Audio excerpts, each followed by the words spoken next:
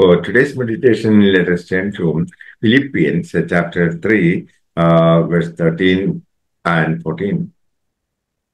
और आज के लिए हम देखेंगे फिलिप्पियों की किताब उसका उसका तीसरा अध्याय और 13वां और 14वां वचन।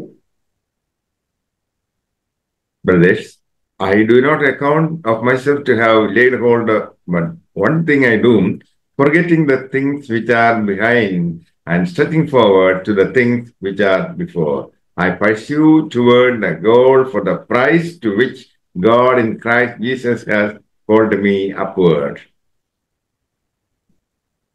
हे भाइयों, मेरी भावना यह नहीं कि मैं पकड़ चुका हूँ, परंतु केवल यह एक काम करता हूँ कि जो बातें पीछे रह गई उनको भूलकर आगे की बातों की ओर बढ़ता हूँ। Paul had experienced and gained Christ tremendously. और जो पौलुस है उसने जो है परमेश्वर के बारे में अत्यधिक अनुभव को उसने प्राप्त किया था। He still endeavored to pursue toward the goal. और फिर भी वो अपने लक्ष्य की ओर वो क्या बढ़ने का प्रयास करता रहता था। His goal is gaining of Christ to the fullest extent. और उसका उसका जो लक्ष्य था वो यह था कि मसीह को पूर्ण रूप से प्राप्त करना। He forgot his past experiences of Christ. और मसीह में जो उसका पुराना जो उसका अनुभव था वो उसको भूल गया। He cannot waste time over the past achievements.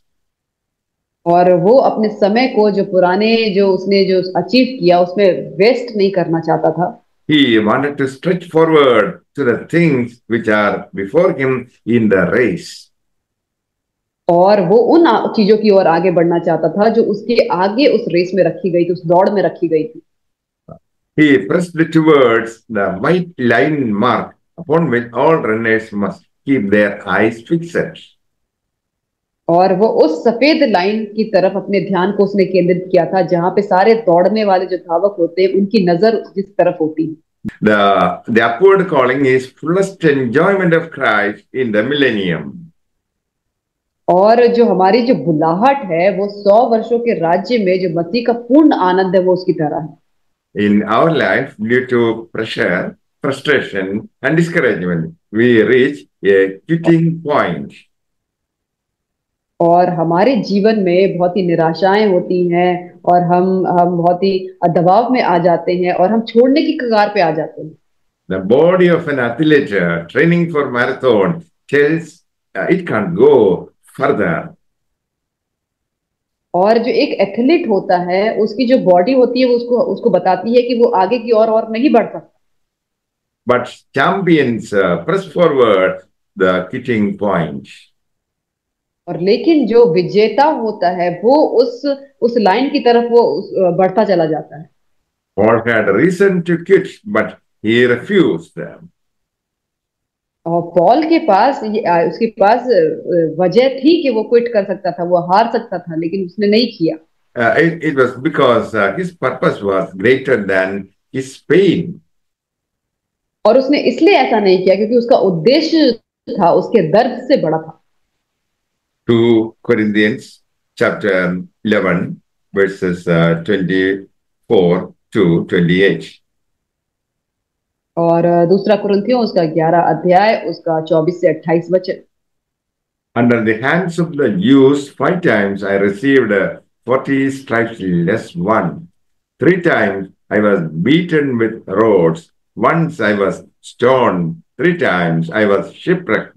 A night and a day I have spent in the deep, in journeys often, in dangers, rivers, in dangers of robbers, in dangers from mires, in dangers from the Gentiles, in dangers in the city, in dangers in the wilderness, in dangers in the sea, in dangers among false brothers, in labor and hardship, in watching often, in hunger and thirst, in fasting often, in cold and nakedness.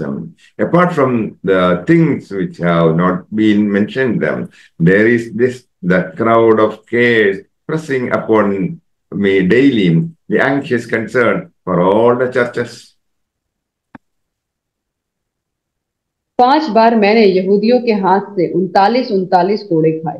3 बार मैंने बैतें खाई। 1 बार मुझ पर पथराव किया गया। 3 बार जहाज जिन पर मैं चढ़ा था टूट गया और रात दिन मैंने समुद्र में काटा।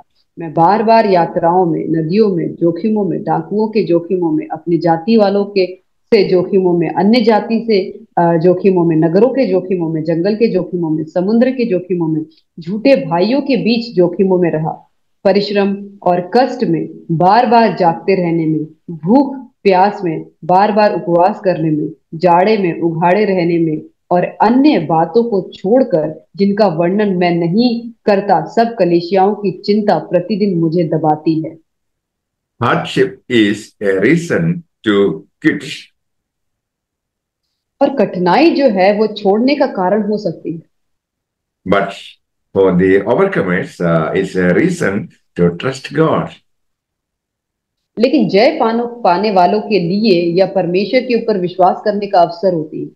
Every breakthrough in our life is disarming our enemy. और जो भी हम जितने हमारे जीवन की जो सफलताएं होती है वो हर बार शैतान को, जो दुश्मन को हराता है।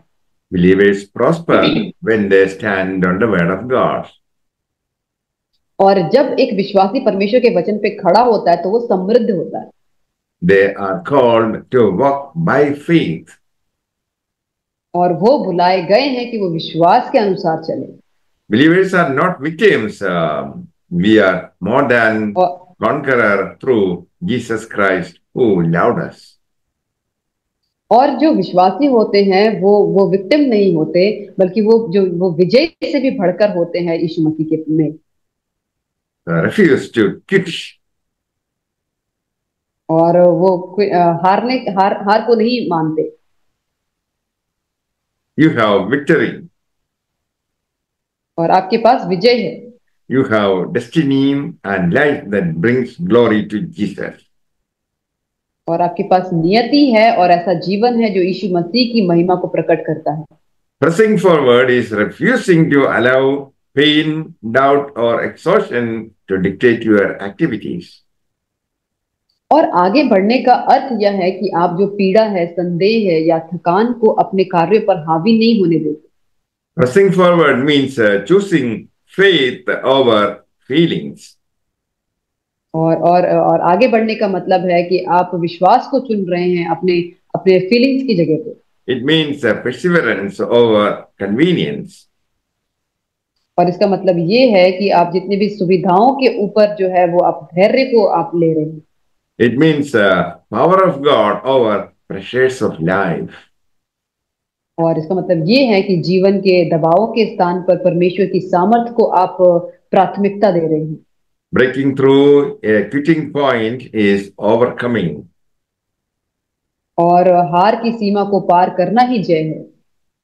Like the runner who breaks through the wall to finish their race, you must break through your quitting point and press forward to the high calling of God.